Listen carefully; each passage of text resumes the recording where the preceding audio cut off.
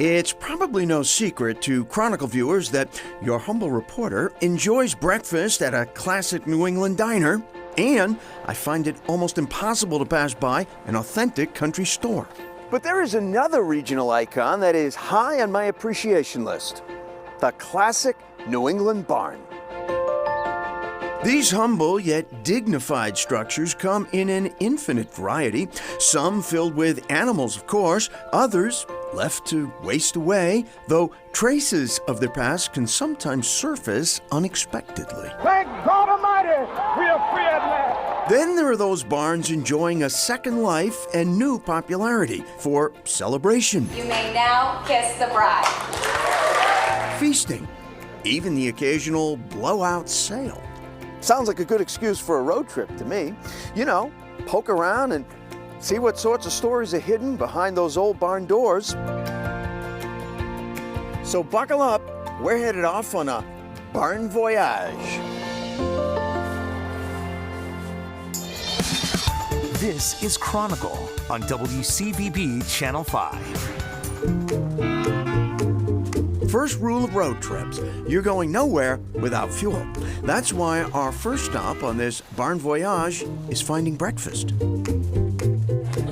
Open for breakfast and lunch, Parker's Maple Barn has been pouring it on for more than 50 years here in Mason, New Hampshire, just north of Pepperell and the Mass state line. We're out in the middle of nowhere. 35 years ago, Ron Roberts and his wife sat down to eat in the barn for the first time, and they were sold. They bought the Maple Barn shortly after. We felt like this is like home. Feel like home. It's like quintessential New England. Along with the restaurant, there is the Corn Crib gift shop, and of course, the Sugar House, where Ron Roberts Jr. oversees the wood-fired evaporator. Spring is high season here in the sugaring world.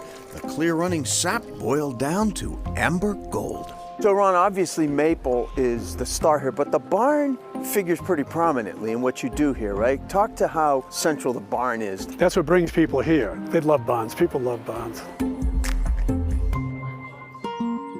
Next up on our barn voyage, some ramshackle sheds and a puzzling box marked MLK that turned up in the Connecticut Historic Preservation Office. And I thought, why would we have a box labeled MLK? So I opened it up. Staff archaeologist Kathy Labadia was stunned to learn that a young Martin Luther King spent 2 summers working on a tobacco farm in Simsbury, Connecticut, when he was a student at Morehouse College. And I thought, first of all, embarrassment.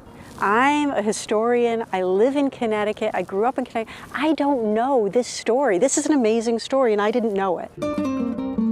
Labadia learned the Culbro farm was slated for development and immediately started the process to make the farm a registered historic site. Next up, learning everything she could about King's time in Simsbury.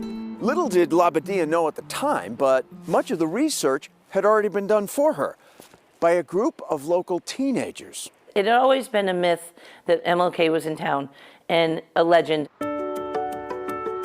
Tara Willerup of the Simsbury Free Library tells us that in 2010, Rich Curtis, a social studies teacher at Simsbury High School, challenged his students to find out what they could about Martin Luther King and their own town. The end result?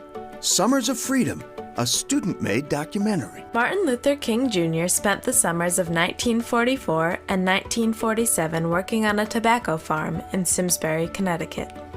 It was an experience that would change his life. Pouring through archival letters and recordings, the students learned that the summers spent in Simsbury had a profound effect on the young King, his first exposure to life outside the segregated South. Yesterday, we went to Hartford. We had a really nice time there. I never thought that a person of my race could eat anywhere, but we ate at one of the finest restaurants in Hartford.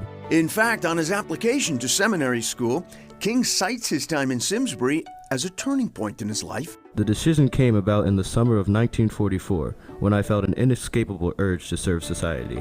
In short, I felt a sense of responsibility which I could not escape. The student documentary has made quite a splash, with attention from NBC News and the New York Times. And though the film is now more than 10 years old, the project is far from over. New students sign on every year to continue its work. Current senior, Alex Vargas.